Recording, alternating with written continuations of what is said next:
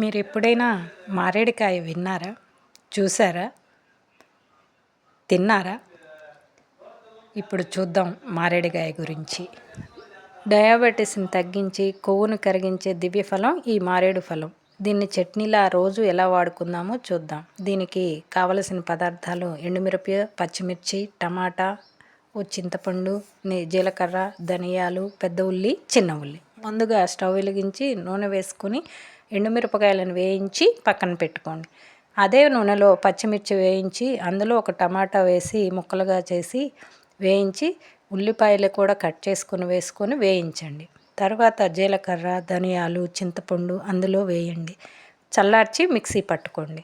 తర్వాత మారేడుకాయ ముక్కలని సన్నగా కోసి ఆ మిక్సీలోనే వేసి ఒక తిప్పు తిప్పి పక్కన పెట్టుకొని పోపు పెట్టుకొని అందులో ఈ మిక్సీలో పదార్థాన్ని వేసేయండి. అంతే, మారేడుకాయ చట్నీ రెడీ.